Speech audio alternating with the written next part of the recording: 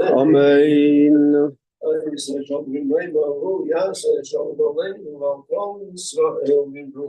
Amen. Ma'ariv 25:6 in Yirtzeh Hashem.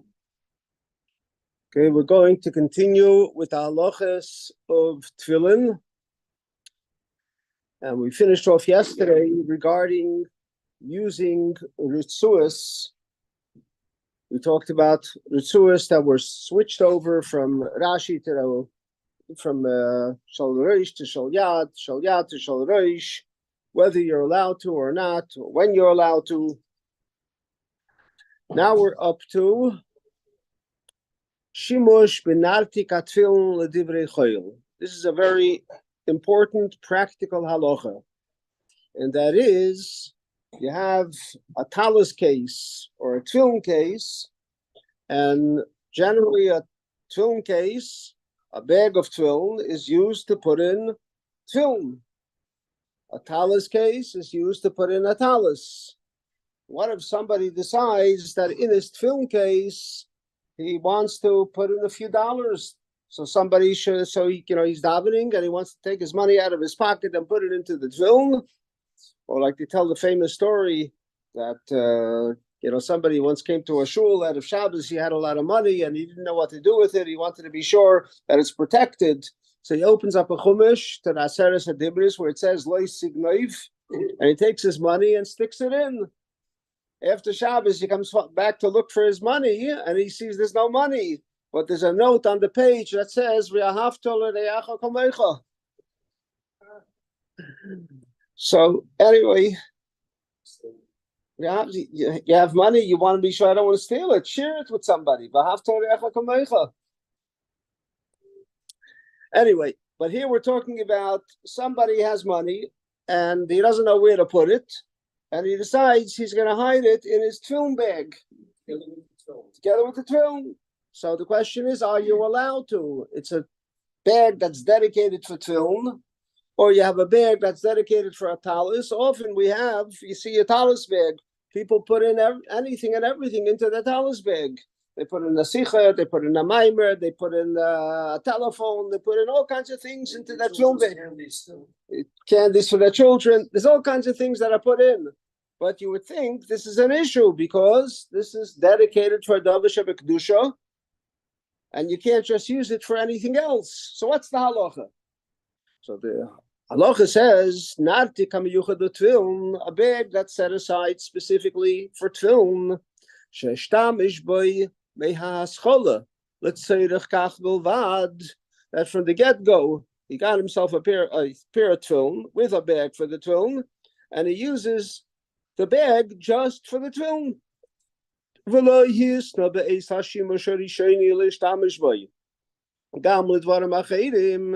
And he didn't make a condition. Yeah, I'm putting my tefillin in here, but I will also use it for other things as well. So initially it was dedicated specifically for the tefillin without any conditions. Or he didn't make a condition that I'll be able to use it for something else besides just for the tefillin. So if he didn't make that condition, also so then you cannot use it for something else. It has to be used specifically for something that is holy, for the tefillin. You can't just decide to use it for other things as well. And the reason for that is because this becomes a holy bag. It's a holy bag specifically for the tefillin. Also, so you're not allowed to, in this bag, put money in, or something else that he wants to protect. He has a bag of candies. He wants to put it into his tefillin bag so nobody takes it. So you're not allowed to, because this is dedicated specifically for tefillin. This is so if you have the tefillin in there plus the money or the candies, or or you just keep it for the something else other than the tefillin. So if you didn't make that condition, you can't use it. Avol what if you just decided you're buying a bag for tefillin? You didn't use it yet for the tefillin, but you decided you're buying it for the tefillin. You went to the store, you bought a bag to put your tefillin in. You didn't use it for the tefillin yet, but just the fact that you decided these are going to be for my tefillin.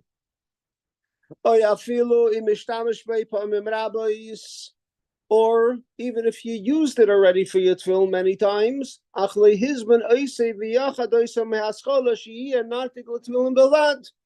it wasn't dedicated initially that I'm going to be using it specifically for my tefillin. It's a bag, and he decided he's going to keep his tefillin in there also. You see, sometimes people keep their tefillin in a backpack. So you happen to have the backpack and you put your tefillin in there, but you put other things in. You can put other things in it too. So right now you're using it for your tefillin, but you can put other things in it too, as opposed to something that is specifically dedicated only for tefillin, a bag for tefillin.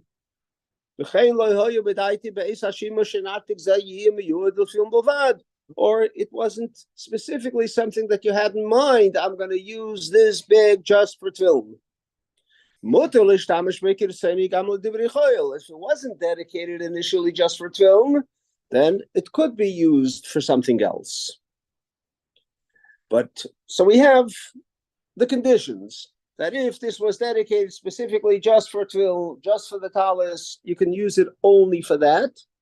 If it wasn't dedicated just for that, then you can use it for other things as well. Now he goes on and says, "No, it's become a custom that people do, and that is that people use a talis bag, a tefillin bag, when they're traveling, and they use it for other things as well. They're carrying a bag, and in the bag they put the plane ticket in the bag. Or they put a credit card into the bag, or whatever it is that they need to hold there. It's become a custom that that's what's done. So since that's what is custom, that's what's customarily done. So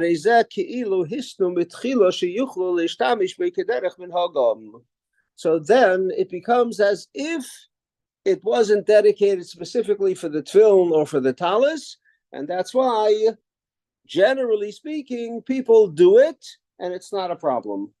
So if it's specifically dedicated just for this, not for anything else, and then you decide you want to put something else in, that's a problem. But if you haven't dedicated it initially just for something, just for the tefillin or talis, like customarily people do, they keep other things in it too, then it's not a problem, and that's why we find that people often put other things into that tefillin bag, that talis bag. They put a mirror in to use for the tefillin, or again, whatever it happens to be that they put in. This is already a mirror is already being used specifically for the tefillin. But even something else that like we gave the example of putting money in there, but since it's not specifically dedicated just for the tefillin, you're allowed to.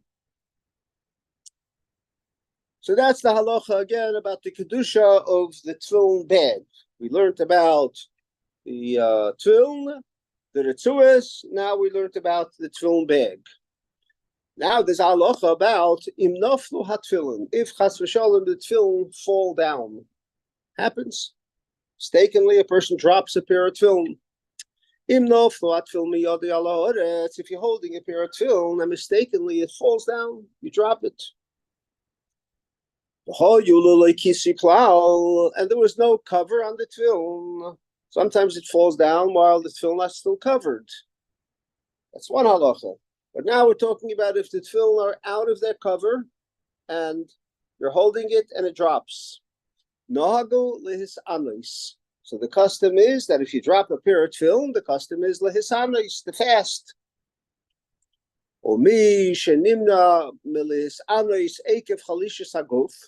However, particularly today, although it should fast, but today in today's day and age, it's very difficult to fast. And that's why the Rebbe was not one that encouraged any time, even under certain circumstances when many people say, let's make a fast day, let's make a half a fast day. The Rebbe wasn't for, we should make fast days. What then? The Rebbe was for, as it says here, so like it says in the halacha, if somebody can't fast because he's weak,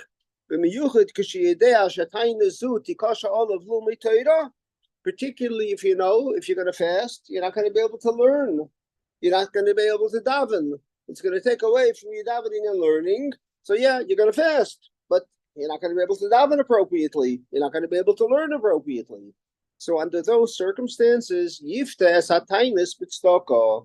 You should redeem the tainus. You don't have to fast, but instead of fasting, you give tzedakah.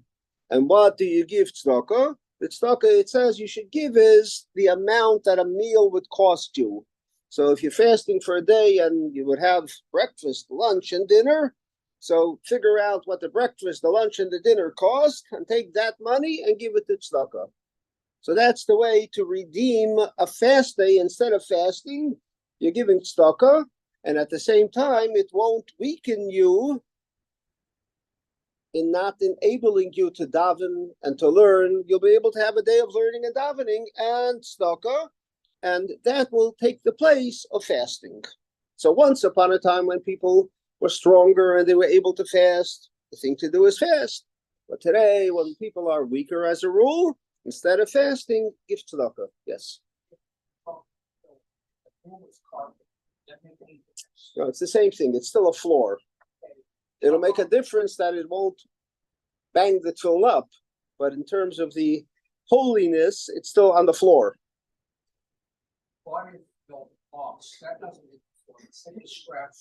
That's different.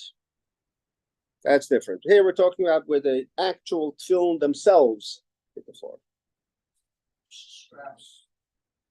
Is different, right? Yeah, you don't have to fast. Should be careful; it shouldn't touch the floor, but you don't have to fast if they do. So we said this is when the tefillin fall without their covers. Im naflu hatfillin bin artikon. What if the tefillin fall down on the floor, but they're in their covers, in their cases? So there too, instead of fasting, the custom is give tzedakah, but you don't need to fast. And so too the case would be in a situation where the tefillin fell down, but they didn't fall on a floor, but they fell down, there was something on the floor, on top of the floor, but it fell. And so it didn't actually fall on the floor, but it fell on let's say there was a toy and it fell down on top of that toy that was on the floor. Or there was a basket there and it fell down into that basket, but it's on the floor.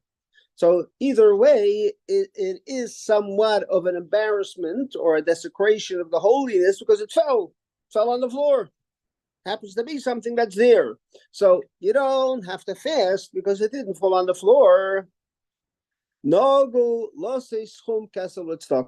the fact that it didn't actually fall on the floor, so you don't have to fast, but you should nevertheless give the tzedakah, because what happened is something that's disrespectful for the tefillin. Apparently you weren't holding it, taking care of it carefully enough, so it shouldn't drop. So it dropped. Lucky for you, it didn't fall on the floor, but even so, it's not respectful, and that's why you have to give special tzedakah for that reason.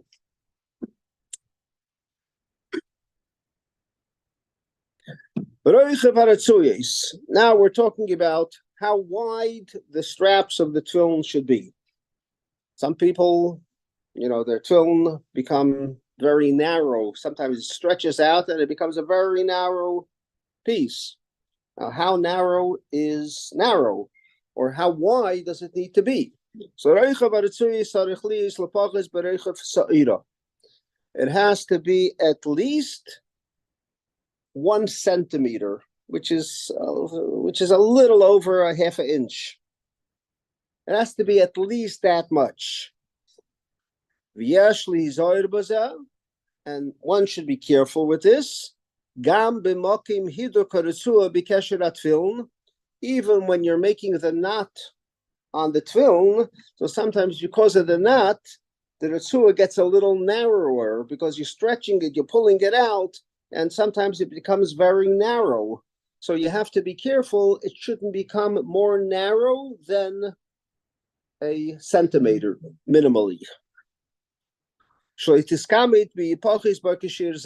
have to tighten the kesher, but don't tighten it too much.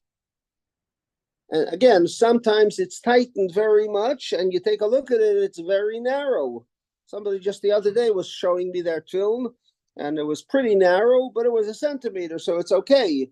But if it gets too narrow, and it's less than a centimeter, that's problematic, and you have to replace the ritzuas.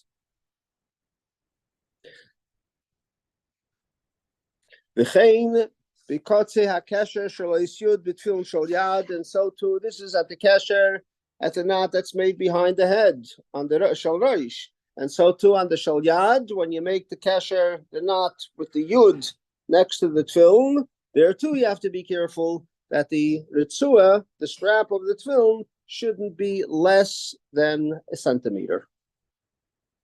You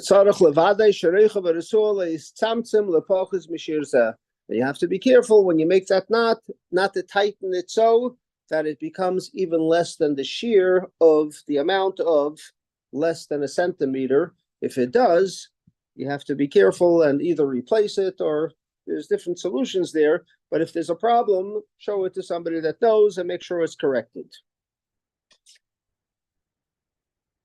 So that's as far as the width of the tefillin. Now we talk about oirech ritzuas hatefillin shel yad. How long do the ritzuas need to be? You know, when you wrap it around your hand, you put it around your fingers. And so how long, is there a minimum as to how long the ritzua has to be? But you have to wrap it around your palm 10 times or one time or not at all? What's the shear? How long does the ritzua need to be? So oirech ritzuas hatefillin shel yad, the length of the straps of the tefillin shel yad, me'ikar adin, al pi din, minimally, tzarich oirech sheyaspich b'gdei liksher or lahadik hatefillin sibov echad tzav v'azriya. You need to have minimally so that you can wrap it around your arm at least once. Again, we're talking about minimally. We're not talking about what our custom is, that we wrap it around, we make a shin, then we do it 7 times, and so on. We're talking minimally to be able to make the bracha and to be yoitza. It needs to be minimally 1 wrap around the arm.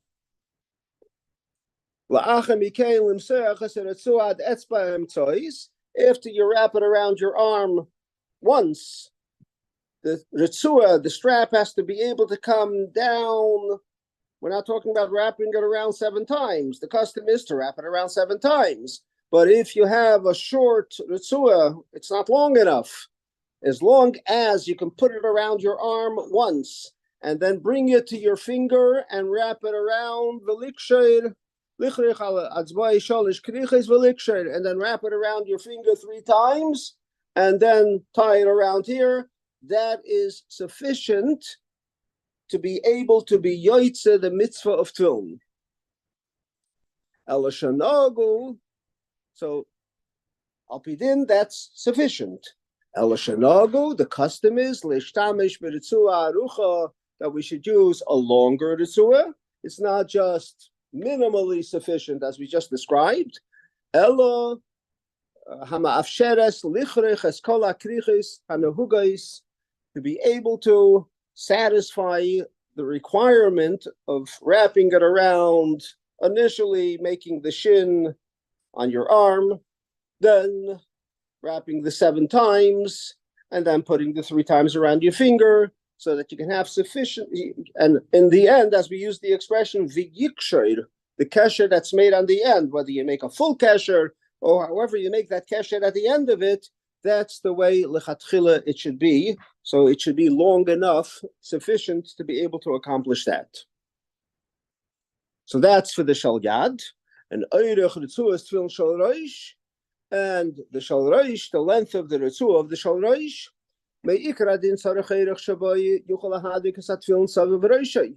number one, obviously, you need to have it so that it comes around your head. You can tighten it around your head so that it lies on your head properly. And the Ritzuah should be able to hang even a little bit in front of him. And the way it's been accepted, and this is the way it comes down to us from the Ga'inim, that